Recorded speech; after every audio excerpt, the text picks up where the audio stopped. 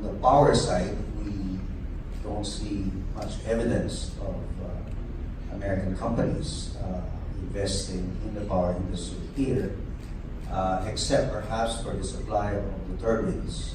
So apart from the supply of turbines into the power industry, there's no participation either on the contracting side, engineering contracting side, that is evident from American engineering companies like Intel. So that's an area I think that the society might want to look at, because the power industry needs quite a bit of help.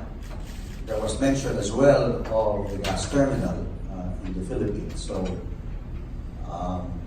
that turns on a more complicated subject of whether the Philippines, in the first instance, looking at Malabaya, has enough resources to bring us to a supply continuum, say up to 2032. Because if we do, then the case for building a gas terminal this early might not be there. Later on, maybe it would be.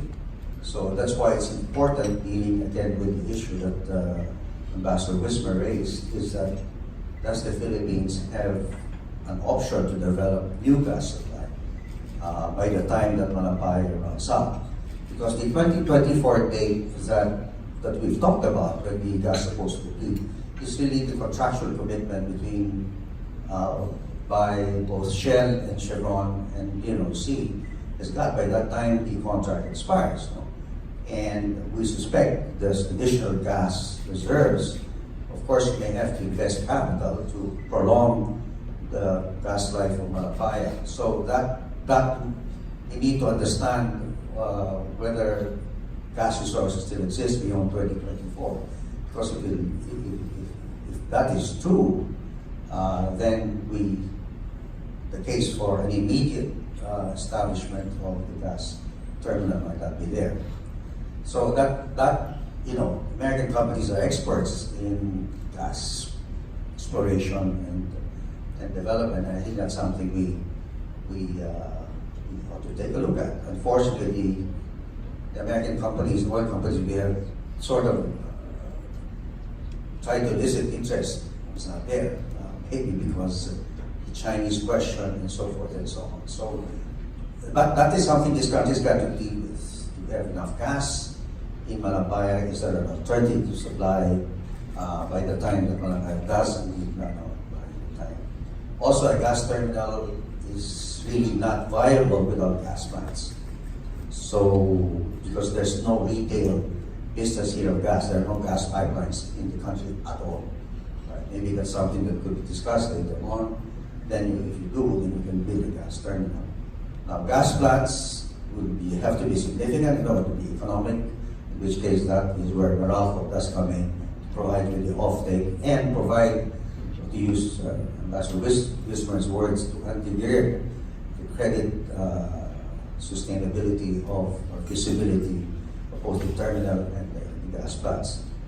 Now, if you dive in, I think one of the major business figures here have suggested converting the Hanjin situation in Subic into something else than a shipbuilding business, including the possibility of building a gas terminal or a gas complex, including gas plants in Subic, an MRO for ship repairs for both commercial and naval vessels, and so forth and so on, to convert that into industrial state. Because if American companies indeed are interested in engaging the private sector here in redeveloping Hanjin into something else, then that could forestall possibly the entry of Chinese companies in Hanjin. I think these are subject matters that, if we're confident enough, that should be raised with the President on Wednesday. So that deals with the power side of the business. On the infra side, again, American presence is not visible, unfortunately. Maybe part of it is maybe the size of the infrastructure, part of it is probably the lack of financing available from the American side, albeit that I think most of the power plants, the new power plants being built in this country, are financed domestically because there's sufficient liquidity in pesos to finance these power plants. These power plants are actually peso-driven business. We don't export our power at all. So then, of course, the roads, water systems. If you get the American companies here, they should be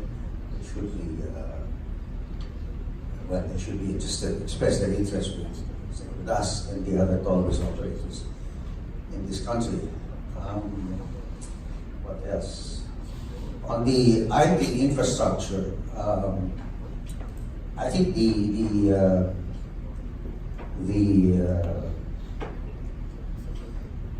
foremost issue facing this country is cybersecurity. And amongst, we have canvassed globally the cybersecurity expertise in different countries, and the US ranks first. In fact, PLDT is engaged two of the most prominent cybersecurity firms in the world. They're both American companies, Fortinet and FireEye, so they're engaged on the cybersecurity. And now that's looming to be a significant issue because of the 5G situation. Huawei is the leading network equipment provider in the world, and obviously that has been raised, concerns have been raised about the security, both on the network side and on the device side, because Huawei also produces handheld devices. I think they're the second largest in the world after Samsung. Now, when I had a visit last week with the chairman of Huawei, actually I gave him a bit of a hard time because he raised this matter of security, because it's foremost in minds, I'm sure, the PLDT board and our government. So he has indicated that they will be transparent in terms of their certain elements in the build out of their network, but also, I said, in the devices, because when 5G does happen in this country, as it would in other parts of the world, there's a lot of data that will be generated on both the network side and the device side. And someone has built it. On both sides of the equation will have access to quite a bit of data. Right? And we have to secure the level of data that's generated by the 5G. Again, in terms of supply network equipment, the ranking ones was Huawei, the ZTE in China, Ericsson, and unfortunately Nokia has now become a major factor instead of the massive equipment.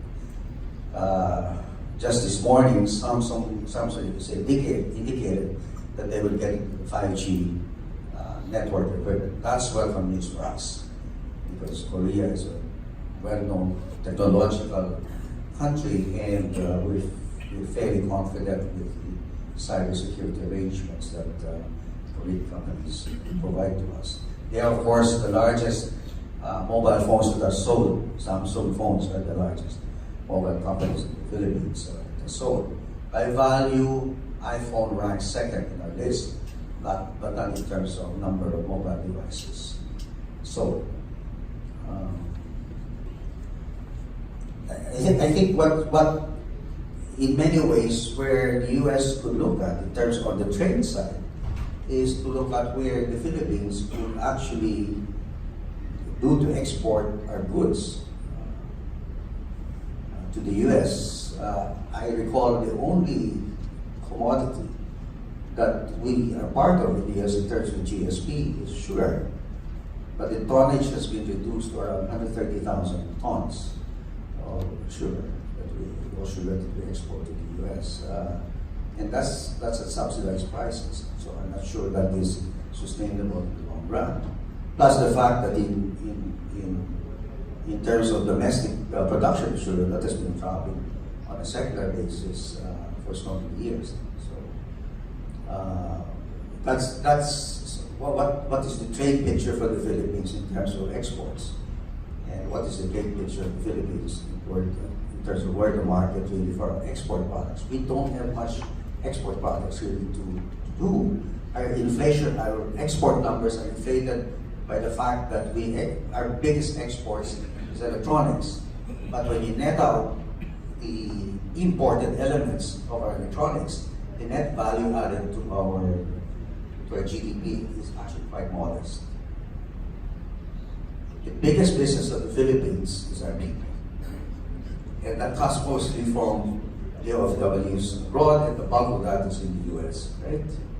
So the central bank recently reported $30 billion into the economy sent, plus maybe around 10% in terms of informal channels, the things that you give to your relatives to bring home, the cash, right? And if you add to that the BPO call center revenues, that adds another $15 billion.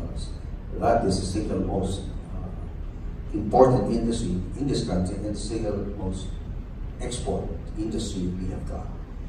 Guess what? It is like narcotics injected into the bloodstream of the economy, because the cost to produce the $35 billion of remittances is, if you set aside the cost of educating those people, feeding them, and so forth, before they left the Philippines, the cost to our economy is zero. So the net value added to this economy from those remittances is exactly $35 billion. For the BPO and call centers, you have to net out certain expenses incurred, the salaries, the rent, and so forth and so on. And it's still a very valuable industry for us from an export standpoint. We just don't have an export strategy. We just don't know where to go in terms of which goods we can be competitive and which markets to address.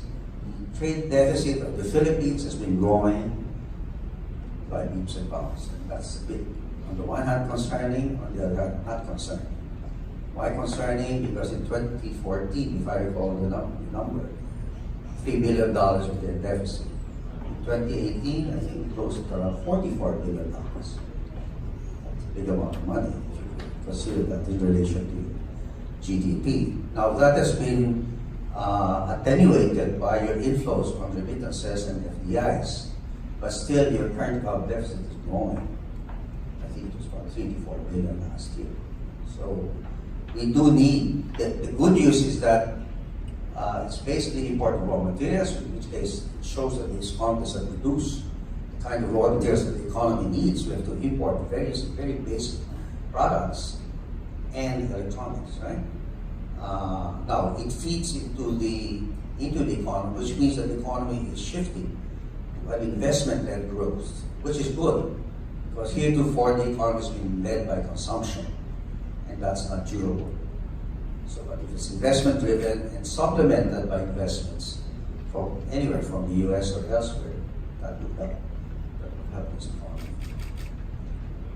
It would put pressure on the exchange rate, which makes the cost of doing business more expensive. It would make the cost of fuel more expensive, and so forth and so on. Right? So